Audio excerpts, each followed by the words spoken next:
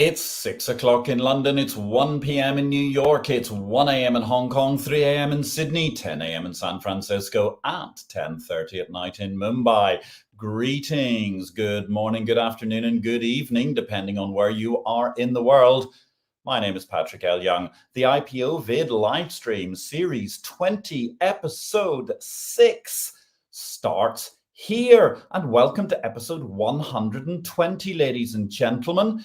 Gosh, what's been going on in the course of the last week in markets? Well, it's been very, very exciting. The head of the Chicago Mercantile Exchange, Terry Duffy, has said that he and the new Chicago mayor don't agree on anything. The love has clearly gone in the Windy City, ladies and gentlemen, and LTEL is firing warning shots left, right, and center.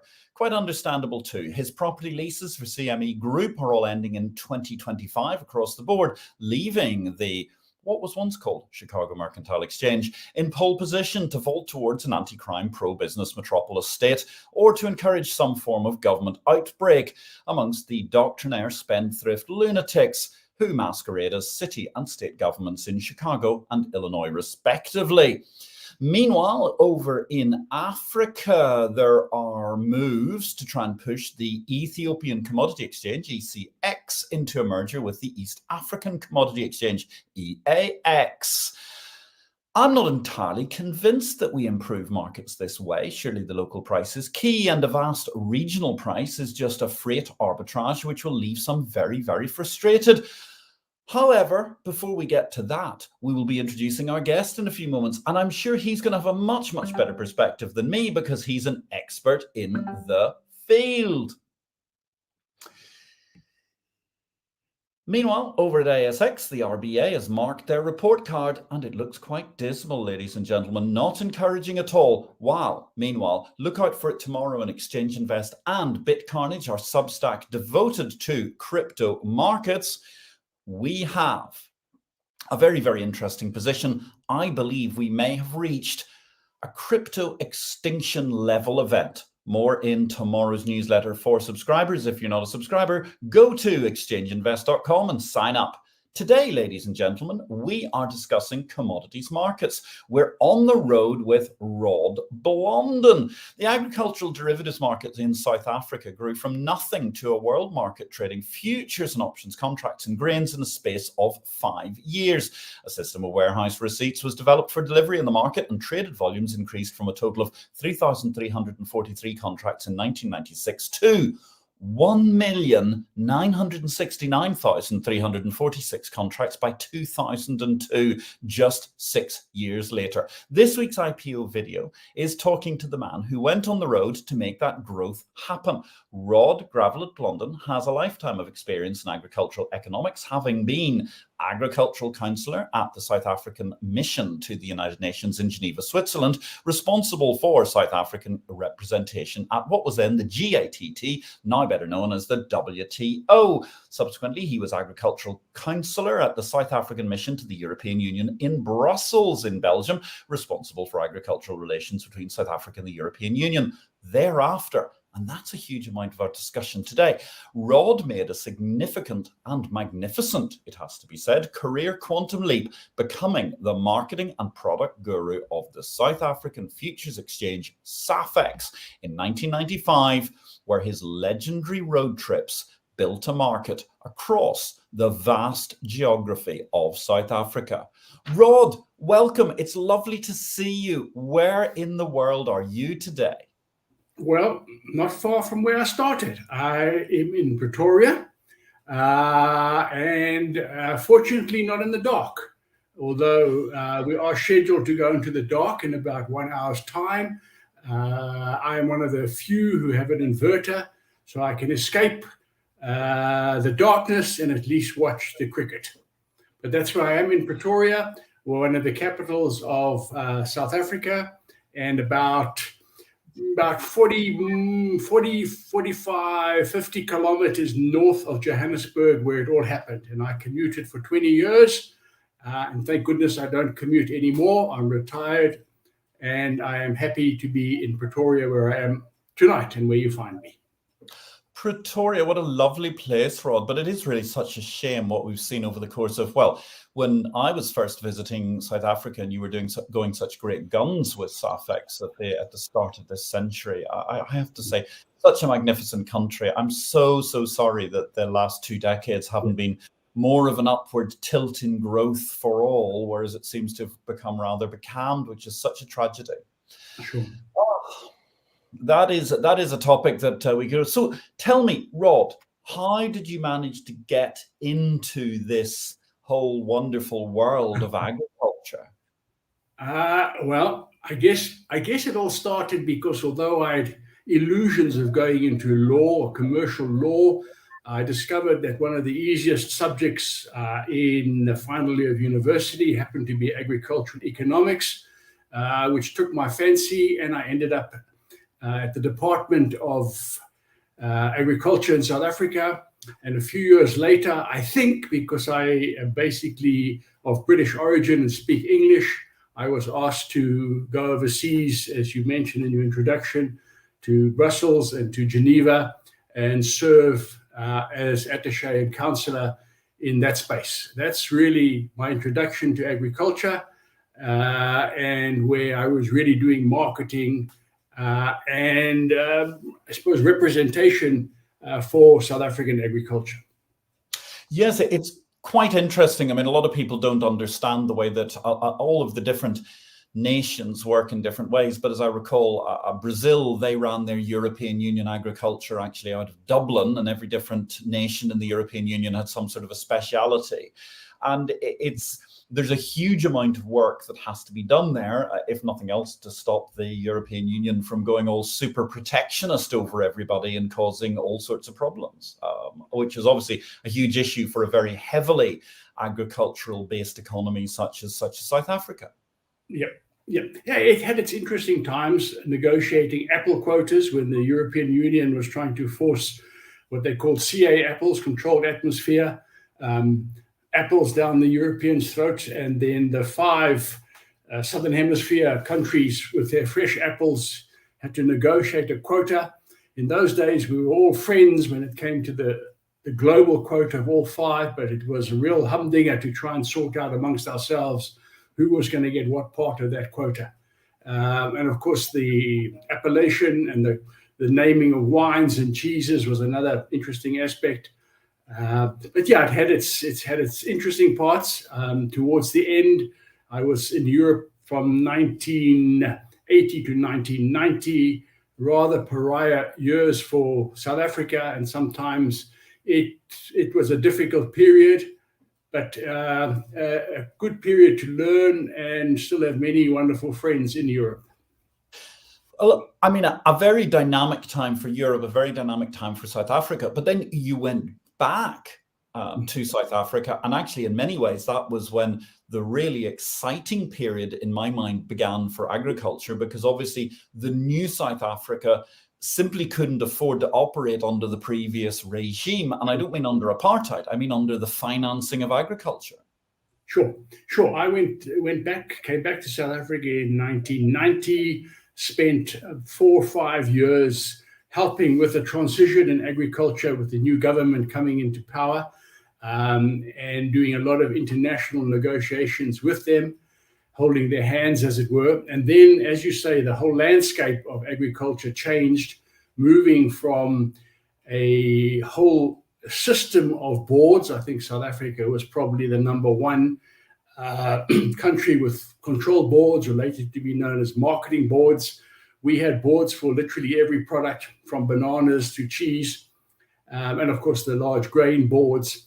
But they were largely instrumental in setting prices and basically managing the risk in agriculture, the price risk in agriculture, not the weather risk, obviously, the price risk. And with the change in policy, the boards were done away with, and all of a sudden agriculture had a whole new landscape to work through, and that was the landscape of price risk, a very new setup, and one where, in a sense, helped me launch an exchange. So yes, a whole new world of price risk had to be hedged. And actually, I'm just going to stop you for 1 second because greetings from Chicago. Greetings, Rod, from an old colleague in Chicago, Anne Berg, another great dynamo of the global commodities markets. Do please Indeed. ask a question if you get a chance later, Anne. It's lovely to see you this evening. Thank you very much. Ladies and gentlemen, if you're watching this show, don't forget to leave us a little bit of love, please. Auto, the AI, the wonderful algo bots, they respond to likes and love quite considerably, and we want to try and get this seen by as many people as possible. So do please like this episode and feel free to ask Rod a question, whether you're watching us this evening on Facebook, LinkedIn, or YouTube. So Rod, put that into, as I remember, you can put that into a spectacular raw money question, because the old-fashioned boards were offering quite a substantial, effectively there was quite a substantial fixed cost for transacting, and then you had to move everything onto exchange and things rather collapsed. Well, yeah, the two things that collapsed in a sense was, boards had the advantage. There was a wonderful statistics base. If you channel everything through a single channel, you do have very good statistics. And that was probably a big pro for the boards. But obviously, when it comes to price of commodities, that was largely became, as it has throughout the world, who have similar interventionist systems, very political. And instead of moving from a floor price, you move very quickly into a market price. And so let's take maize for an example. A lot of large farmers in South Africa were politically orientated, and therefore the price determined by the government was largely a political tool used. One of the reasons why the new government decided, in my view, to do away with the boards was to move politics out of it. But what it did do, we lost some good statistics. We made up very quickly with them. But it did expose particularly farmers to this whole new world where price risk became a reality. There's some comfort when everybody's getting the same price. It might not be the best price, but there's some comfort in it. All of a sudden, when farmers were responsible not only for producing the product, but also for managing their price risk, it was a huge learning curve. But, and I must stress this, it was great timing to start an exchange. So yes, I appreciate that maybe I had to work hard to get it going, but the timing was a major factor. There was a real objective, and I think that's missing in many exchanges today, startup exchanges. What are you really trying to achieve? And the objective that we put on the table was to enable the management of price risk. I think that's a very interesting point, and we can break it down in a couple of ways. But so let's just go to the history. So let me see. If memory serves me correctly, then were you called up by, was it Stuart Rees? Was it the CEO of Safex at the time, and he invited you to join, or how did you move mellifluous from the government into Safex? An interesting story, and we could talk a lot about that. But basically, it came about. Safex itself, the South African Futures Exchange, although many people now think of it purely as an agricultural exchange, actually started as a financial exchange with Stuart Rees at the helm. And it moved out from Rand Merchant Bank into Safex as an organization. Then there was this view with the changing political landscape and agricultural landscape that perhaps Safex should look into a commodity division within the exchange. And what was interesting is that there was a lot of reticence as to whether that would ever be a profitable venture. And so Safex Agriculture, or the Safex Agriculture division, actually started out as almost a separate unit, selling its own seats to raise capital. And although closely linked to the financial markets, it was a separate entity as such. And yes, you're quite correct. Stuart Rees called me up and asked me if I had any interest in joining the new venture, the Agricultural Markets Division. I must give credit to John Wixley, who was my predecessor, who was a very, very clever gentleman. And the seats were sold, and the Agricultural Markets Division of Safex was started up. Yeah. Yes, so that, you're absolutely right. And actually, I'd forgotten, I must admit, all about John Wixley, because he really did all of the work to set things up, but really didn't see that much trading go on under his suzerainty of the division. He got everything set up, and then you came in. And now tell us about that, because you mentioned earlier you had this fascinating situation with, you wanted to manage price risk, you had to educate the farmers, and really the farmers knew, and I don't mean this in any nasty sense, they knew nothing about the newfangled world of hedging their price risk through derivatives. So that gave you a big problem. And obviously South Africa is a huge, vast, incredible country. So how did you go about solving the problem of educating the market? You know, I was fortunate in the setup. Not only was the timing opportune, but because we had a futures market which was financial and had many financial members who then took up a seat or membership of the agricultural division, that and I'm still perhaps old-fashioned, but a strong believer in startup, in a mutual organization. I believe that with skin in the game, it helps a lot. And the financial members and the other members, but the financial members particularly, were a great help. You know, I could try my best to go and speak at a Farmers' Day, but I was very, very unknown, and no one really knew, as you correctly said, anything about how a derivatives market works. So who the hell was going to come and listen to Rod Blondin? However, if your bank manager of the little town where you farmed nearby said, well, we are sponsoring a Farmers' Day, and we might give you a brandy and Coke, and we might even put some boerewors, a variety of sausage, onto a fire.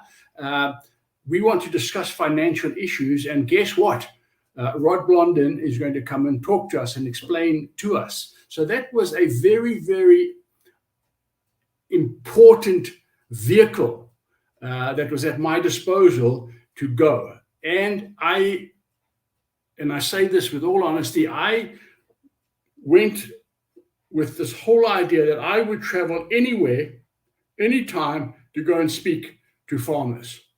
All I wanted was no money, maybe a bed to sleep, but not even that, but just the opportunity to spread the word as it is. And I think that was made an impact in the sense that one, I came with the bank manager. Secondly, I was very honest in spreading, and it was marketing, but largely, as you mentioned, Patrick, it was also educating. It was educating as to how the system would work.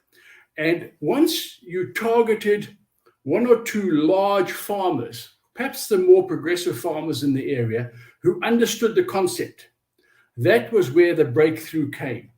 And although at times, you know, it was difficult, I think many people have heard the story of how I was called the Antichrist, because somehow this newfangled market of futures and options was going to lead to the downfall of farmers.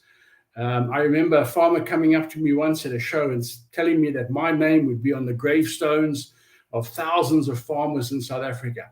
But once people understood, and once they saw that the system could work, but again, I stress, it was to manage price risk. And yes, of course, you need speculators. We know how a market works.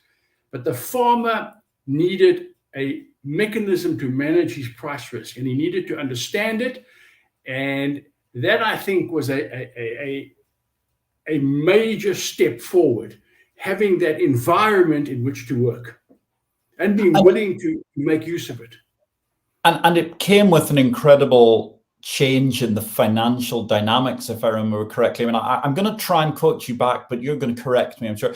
If I seem to remember, it was a bushel the difference was previously it cost 500 Rand effectively to process it through the old board, and Yeah, you ended up, I think it was like 150 or 250 or 5 Rand or something when it went through the exchange, something like that. Well, it was a different cost structure, as you say. You see, for the board to operate and to have a set price, each ton of maize, bushel of maize, whatever you want to call it, was subject to a subsidy to keep the board going, but also to allow the market to work. So if there was a surplus of maize, then the international price was low, there was a subsidy that was needed, and that was basically paid for by the farmer. So there was always that cost involved. If there was a shortage of maize and maize had to be imported, corn had to be imported at a higher price, then the subsidy that was collected with every ton of maize that went through the market in South Africa was used to subsidize the price. And basically, that subsidy was done away with. Of course, farmers were very ingenious in trying to get around. They would lease land, or they would do this and do that to try and get around paying the subsidy. But when they realized that you could actually market maize without a subsidy and only pay the transaction costs, that, as you said, went a long way towards a financial boost for them, because the cost of marketing was getting more and more expensive as the subsidy grew to maintain the structure of the board. We're discussing today, ladies and gentlemen, commodities markets. We're on the road with Rod Gravelet-Blondin, where we're looking back to his amazing career in markets as he went through, well, I think he traveled to every corner of South Africa at some point in time. And I mean, Rod, it is quite remarkable, your ability to cover miles. I remember we came back one time from a conference in Sun City, and a great conversation from Sun City back to Johannesburg. And I genuinely think you drove more miles than anybody in the history of financial futures markets, commodities futures markets, whatever, because you had a remarkable ability to go all the way to Durban, across the country, back down again. It was amazing. Yeah. I guess it was, but it was a case of dedicated personnel. We believed in what we were doing. We were called, as I said, a lot of different names, but we believed in what we were doing. And once we got some progressive farmers on board, it made a major difference, I believe. But yeah, I traveled a vast amount of miles. I never really kept track of it, because that wasn't really the importance. I remember I had, I think, one of the first Nokia cell phones that ever came out. It was about the size of a brick. I remember that, and I remember stopping along the way, miles away from Johannesburg, just to call to find out if any contracts had traded and what price they had traded at, because that was a major selling card to tell people that we'd actually traded a contract, and this was the price, and this is what it meant to the farmer and in the farmer's pocket. Yeah. So tell us, what were the initial contracts that you were actually out there on the road marketing on behalf of SAFEX? Contracts, specs, or what were the futures? Because you had maize, and what did you have others? Yeah, well, we actually started with a cash settled potatoes contract. Never traded one contract. It was, I think, the best contract in paper. It really was a great paper contract. It was a cash settled contract. We actually had a system called the National Average Potato Price Index. For our British listeners, that translated into the NAPI, which was a catch-all. But we never traded one contract, and that just goes to show that sometimes a contract can be very well written and look good on paper, but never really takes ground. And then we started with a beef contract. The beef contract probably traded 10 contracts, if that.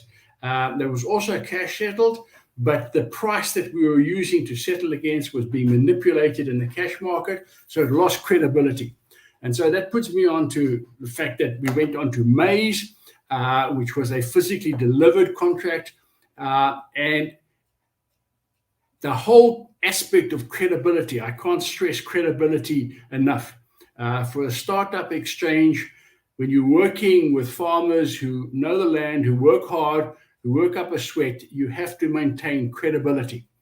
And another boon for us, and I can talk a lot about this because I think it's one of the problems we have in a lot of other parts of Africa, is we did have very, very good storage facilities. We had very good grading facilities.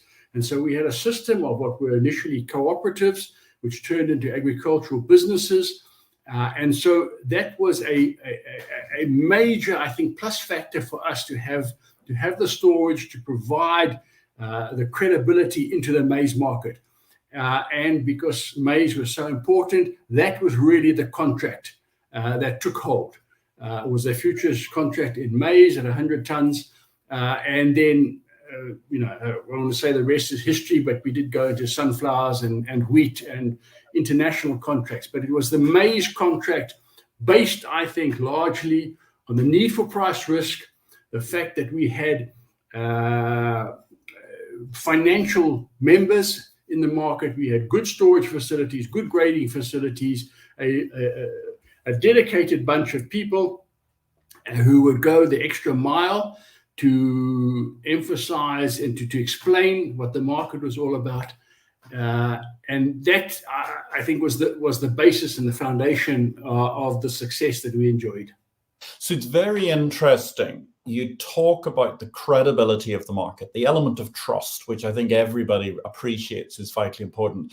But it's interesting that you have a series of networks that were vitally important. The banks would come into SAFEX as a financial product, and obviously the SAFEX bond futures were hugely successful throughout the time that we're talking about here in parallel. But having the banks to introduce you to the major players in the agricultural world, and that allowed you to then build that network in each of the different regions. But going out and building that network, then at the same time having this network of storage, and that really, really interests me because we've obviously seen a lot of commodity markets hugely undermined by storage issues. And in fact, I can think of one great one, which was 10 years ago, obviously, the attempts to create a national spot exchange in India, where we ended up with all these Pochemkin villages where the warehouses had front doors and there was actually nothing behind them. And only just this year we've had somebody found some piles of stones, which were supposed to be metals in one of the London Metal Exchange warehouses. How did you go about interacting with that network? Did you have electronic warehouse receipts up front, or were you still on paper, or how did it go? No, we were 100% paper. We don't have today even a warehouse act or a warehouse bill. And that leads me to another point, which I must just mention, is that the other strong foundation stone that we had was the rule of law. Therefore, we had very good contract law. And in my view, if you have a good contract law and a basis for that, you don't need any other additions like a warehouse act, because the basis was a contract. And the rule of law formed the basis of our exchange and helped in our credibility. And yes, it was difficult, many difficult negotiations with the storage owners, the silo owners, who thought that we were there to capture, as it were, their share of the market, and didn't see us as an exchange, but more as a trader, which is another point where I think a lot of exchanges in Africa are getting confused about being a neutral exchange and being a market player. And I think there's a very basic need to distinguish between the two of those. But we had a number of difficult negotiations with silo owners until they realized what we were really looking for. We had only one private silo owner, Jeff Allen, and he understood it, and we would have run with him as the only point of delivery. But what we did too, which is a little bit unusual, we thought we'd start with 4, 5, 6 delivery points, sort of on a Chicago basis. But we quickly realized that because of the vastness of the country, and to help farmers understand, we started with multiple delivery points, working off a central delivery point just outside of Joburg, and working with what we call a location differential, which has been difficult and caused a lot of problems over the years that I was there. It's still today. But the benefit of having those storage owners and what they brought to the market, we had to be very careful, because obviously the storage owners had quite a thin Chinese wall, because they were also trading in the market. So we had to manage that very carefully as well. But it was, in my view, added hugely to the credibility of the market. So that's a very interesting point that you're making about, I think, also the differentiation with exchanges, and indeed coming, well, right now, live in criminal court in New York, we have none other than Sam Bankman-Friedman, who has been attempting to do, I think, a variation on the Chewbacca defense just over the course of the last few days, in terms of trying to confuse everybody about what a good guy he was, where what we can see is there was obviously a very, very mixed metaphor there in terms of how the exchange was interacting with the market maker, which he also happens to have owned. And I suppose, I mean, he's been incarcerated recently, and that leads us to, by a reasonably direct segue, someone who was a guest on this show some months ago, which was Patrick Young. Not me, not Patrick L. Young, but Patrick M1. And indeed, his is our book of the week, A Way Up. He has a magnificent workbook, which is, well, it's an attempt to try and help and break the cycle of incarceration against a certain group of people, often male, often coming from some form of a problem in terms of their background as a childhood, because they've been left behind or whatever. And it's high time, as Patrick said, we nullified this poverty incarceration two-feeder system. How? By dealing with the root, which is poverty. So how do you break the cycle of poverty? You may want to get out of jail or prison, but are you ready to get out of poverty? How? And the answers, ladies and gentlemen, can be found in our book of the week this week, A Way Up, Economic Development Post-Incarceration Workbook, from someone who did more than his fair share of time in jail, a very, very inspirational Patrick Young, who was a guest on an earlier IPO-VID. I thoroughly recommend this book, and I also recommend you go and check out IPO-VID episode 62, where he was the guest. Another great guest, actually, which just occurs to me, Rod, while you're talking about this, is that actually Barnabas Reynolds was our guest many, many months ago. And he's an absolutely phenomenal lawyer and legal eagle, advises many of the great exchanges around the world, etc. And I think he made a very, very good series of arguments, which you've just backed up beautifully, when discussing how important is the rule of law. And I think you're right. I mean, South Africa had a fantastic built-in advantage, because the contract law was very, very coherent. And as Barney Reynolds explained to us in, I think it was episode 20 of IPO-VID, it's a vital facet, particularly when it's based on something like the South African legal system, which has so much Anglo-Saxon common law within its fabric, which is therefore easy also for lawyers around the world to readily understand, and therefore makes a jurisdiction more attractive for people to deal in, which I think is vitally, vitally important.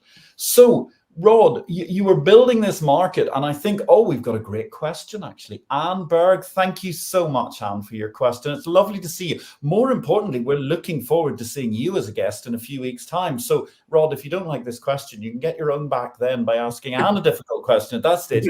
Anne Berg is saying, Rod, what do you consider the biggest challenges to price transmission and raising producer income in Africa? Well, it is a great question, because I have been involved when I left SAFEX, which then went across to the JSE and became a commodity part of the JSE. I did some consultancy in Africa, and this is really the question that's puzzled me, because I believe Africa, and I think, Anne, you're talking about north of South Africa. How do you do it? Why don't we see exchanges emerging and growing in African countries? And I think there's a number of reasons. I think we've touched on some of them. I think you have to understand the vast number of smallholder farmers in Africa, the difficulty that brings with regard to grading, the difficulty that brings with regard to storage and credibility in storage. And I, after many years of working in this area, I think that, a derivatives market, it's a sophisticated instrument, but I think it can be explained, and I think with a lot of people understand it, but it's also an expensive instrument. And options is a wonderful thing, but options can work out to be very, very expensive. And a lot of smallholder farmers in South Africa just will never be able to actually afford the cost of a derivatives market and being involved in a derivatives market. So I'm leaning more and more, believe it or not, because I'm an exchange man or an exchange person, I'm beginning to think that maybe vertical integration models in agriculture in South Africa is perhaps the way to go. Maybe not as widespread, but it certainly will, I think, raise producer incomes of certain groups in South Africa, and that might have a knock-on effect. But I don't know whether a central exchange, considering the cost of derivatives market, considering the storage facilities, the number of smallholder farmers, I don't know. I don't know how you do it, and I think that if you find out the answer, Anne, and I remember spending time with you in Trinidad and Tobago. I don't know. I haven't got the answer. I think it's a very difficult question, but I think it's made difficult also because of the government role in Africa and the inconsistency therein. Brilliant answer to a fantastic question. Really fantastic question. Brilliant answer. Thank you very, very much, Rod. Let me just offer a quick follow-up there. Now, you mentioned vertical integration. What different components are you thinking about in that kind of vertically integrated silo? I think it's Olam in Nigeria, where a farmer is selected. Obviously, he has to be selected, but the input costs are then funded by the taker of the produce. So input costs are funded. So he has costs to produce, and then he has a fixed price which will be given. And obviously, people are making money along the way.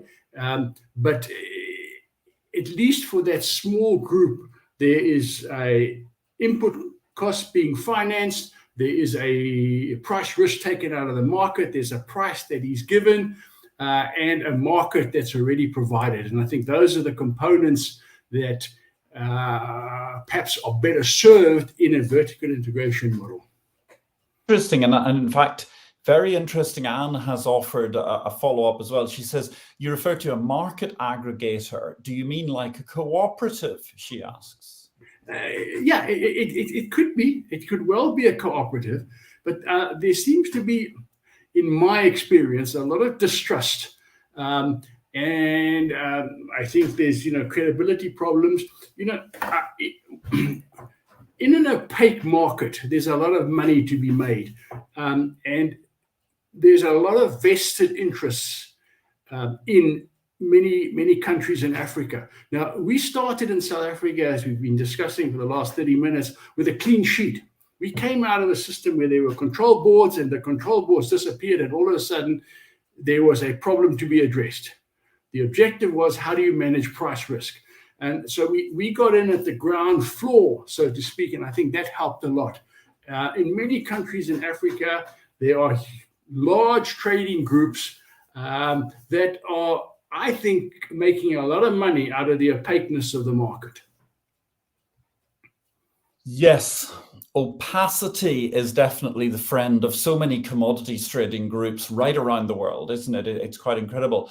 So if I may, let's come back to something. I'm not asking for your specific opinion on this high-level discussion where they're talking about moving the Ethiopian Commodity Exchange, merging that into the East African Exchange. But cross-border, as a general rule, cross-border exchanges in Africa for commodities, it strikes me there are lots of problems and issues, but you've had much more experience on the ground. Can they work How do they work? I've had experience in both the Ethiopian commodity market, which is largely a cash market. And a few years back, I went up there and they wanted to launch a futures contract in maize. And I tried my best to see what the demand was and the understanding. And I don't know in the last few years if they've managed to do it. I'm not sure. I also worked, as you probably know, for many years with the African exchange in Rwanda. So I think my opinion will be tinged by my experience there. So I really believe that an East African exchange might well work because you have similar product, you have a greater volume of product. I think you have an understanding across the markets. But the difficulty is, let me be perfectly honest with you. I think Rwanda has got huge talent, but it's a small country. It doesn't have the product. It cannot operate in East Africa without Kenya and Uganda, for that matter. But yet, I felt in my years working there that although Kenya liked the idea of a East African commodity exchange, they only liked it if they were in charge. Now, I could be mistaken, but that's what I came away with. There wasn't until you get to a basis where people are prepared to work together, then I think you're going to have some difficulty in cross-border exchanges. Now, I know there's a lot of other practical elements like, grading, having delivery points in various countries and whether the grain is actually the same with grading and that. And then also, the border control. Immediately there's a shortage of maize, the government steps in. And I'll never forget speaking at a conference where the Minister of Agriculture came up to me and he said, "Do I have children?" I said, "Yes, I do." He said, "Your responsibility as a father is to look after your children." He said, "My responsibility as a Minister of Agriculture is to make sure my children, in other words, the nation, has food. Therefore, I will do anything in pursuit of that." And so you have a system where you have controls of import, you can have controls of export. I was talking at a conference in Kenya once in Nairobi, and I said, "Do you have export limitation at the moment?" And half the audience said yes, and half the audience said no. And the answer was the right hand really didn't know what the left hand was doing. And some people could export, some people could import. It all depended who you were. And until there's clarity in that with regard to what the government wants to achieve, and there's an alignment of governments in an area, I think it's going to be very difficult to have cross-border exchanges in Africa. That's a very, very interesting perspective, and I appreciate shocked with this, but that's my view. Yeah. No, I mean, I appreciate it because one of the things that strikes me is when you look at even doing business in some of the larger African nations, you find incredible differentiations from one province or region or state to the next. Yes. And I presume that's also feeding through into agriculture. And therefore, it becomes incredibly difficult because although the United States of America may have some very bizarre rules from one place to the next, such as de facto criminalizing you if you decide to post a bottle of wine to your friend in the neighboring state, nonetheless, most of the actual business-to-business rules are homogeneous, and therefore that's why they can achieve it. I'm also interested, the localization of pricing. Now, you talked about how you came up with this interesting transport facet into the pricing that therefore made some sort of an equalizing effect. But I'm very curious because, say, for example, India, and I'm not looking to discuss India per se, but India, a huge subcontinental nation, even larger than South Africa.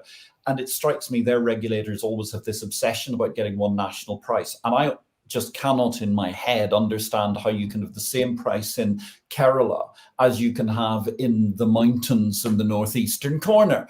And yet that's something they strive for.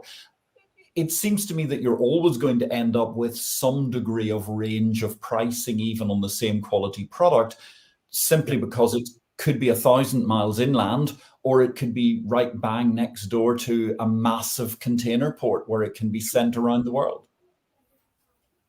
Yeah, absolutely.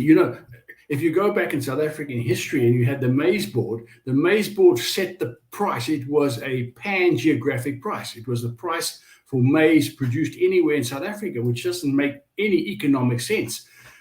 Coupled with that, it was the same price for white maize as for yellow maize. For those who are not educated, we have two types of corn, the white corn and the yellow corn. In the sense, although to an extent interchangeable, they are largely different product. And so you had the same price set for both commodities. So what the derivatives market and what we did at Safex, we also did a lot of education with regard to price differentials and the fact that there is a difference in price depending where you are. What was interesting, just on this, Patrick, when I did an agricultural economics degree, which actually, as I mentioned at the start of the show, was my launch into agriculture.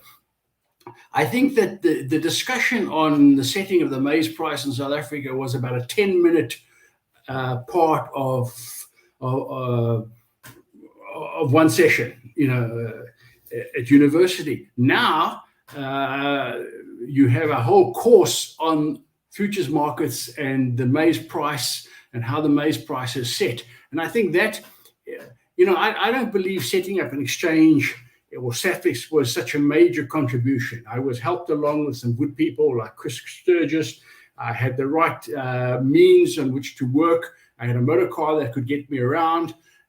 But what I think was the biggest achievement was to be able to change people's thinking with regard to how the market works and the opportunities that the market can provide.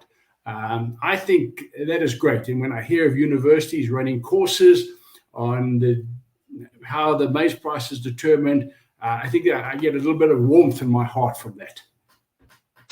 Yes, it's fascinating because, as you say, originally you used to have that whiteboard that sat in the boot of your car and you went all the way around the country and you went through, several thousand different markers every year, drawing the same diagrams for everybody as you went to on your flip over chart.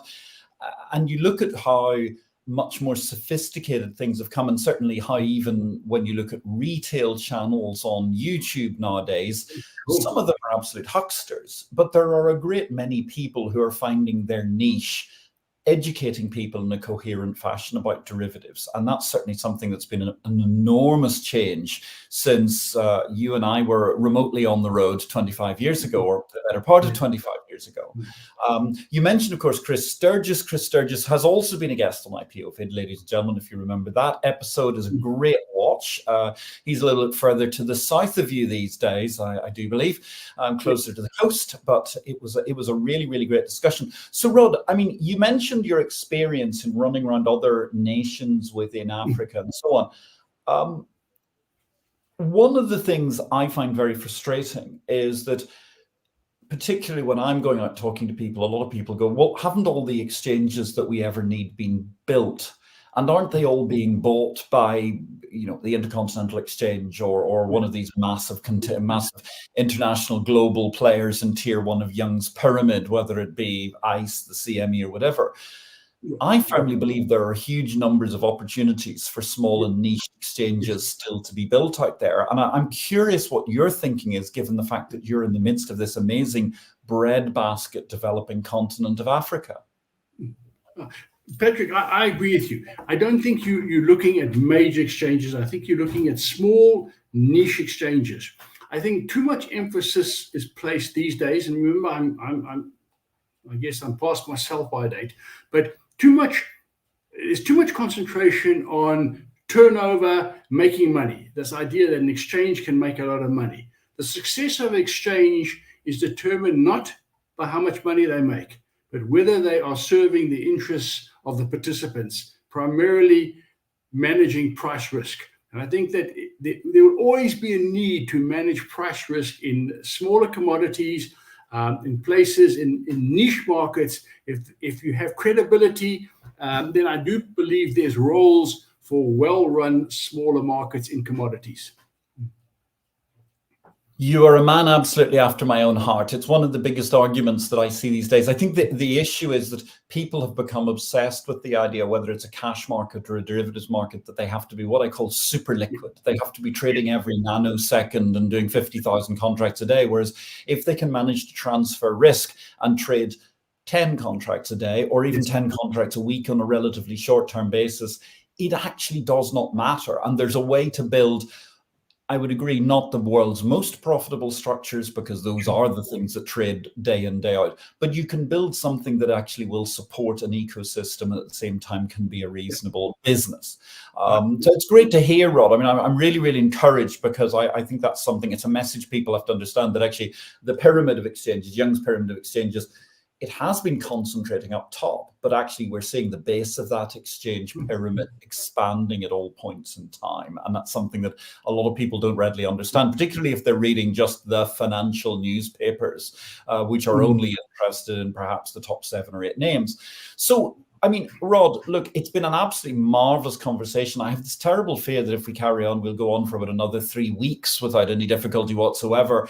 And it's just too interesting. But I really want to ask you the question. Well, when we first met, actually, it was just after my book had first came out, A Capital Market Revolution, 1999. So tell me, Rod Blondin, we've been on the road with you for the course of the last hour, talking about your illustrious and incredible career. Rod, where do you think the capital market revolution goes next? Well, Patrick, it's something that doesn't keep me up at night, I can tell you that. Although I do wish that I was clever enough to point you in any direction. I think the word revolution, and I know you like words and you're very good with words. I think revolution might sound very sexy and exciting, but I think there's more evolution than revolution. I'm a commodity guy, so let me give you a commodity view. I think that if there are any commodities left worth exploring, they are going to be environmentally or green-based, something like fresh water. I think where there's a scarcity and where maybe we need some type of market evolution to address that, or even something like seaweed, which I believe, never tasted it except in sushi.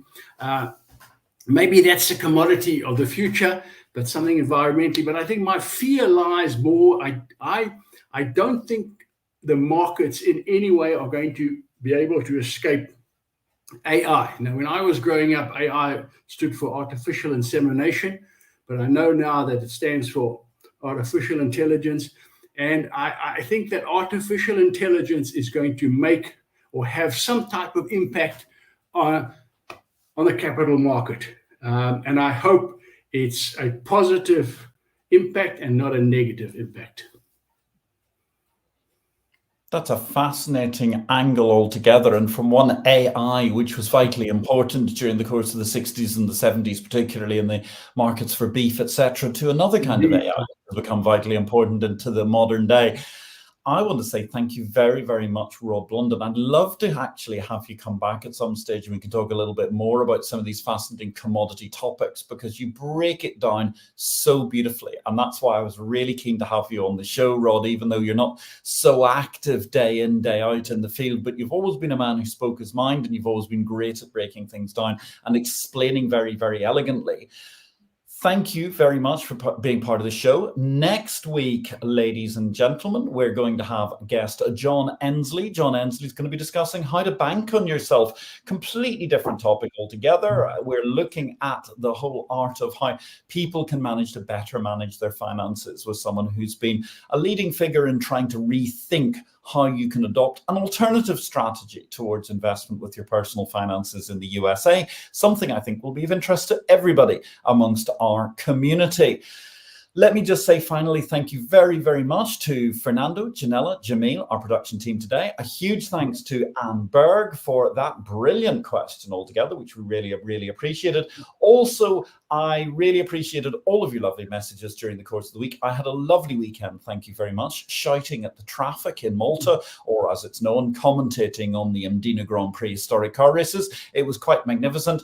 But now, ladies and gentlemen, Well, what have we proven today? Rod has kept telling us that the most exciting thing to bear in mind are networks. And I think it's very important to bear in mind, here we are today in Malta, Rod's in South Africa, through networks such as the different futures exchanges that we've been involved in, and the AFM, the Association of Futures Markets, where we had, of course, guests from amongst their directorate quite recently celebrating their great anniversary. It's marvelous because the network of body of evidence of people around the world, and I love that way that you neatly threw in the fact that you were there talking to Anne Berg, and the last time you'd been meeting up was somewhere like Trinidad and Tobago, the exotically wonderful world of esoteric commodities, ladies and gentlemen. Rod Blondin, thank you very, very much for joining the show. Ladies and gentlemen, we will be back next Tuesday. I'll be somewhere completely different by then as I globe trot around for the course of this month.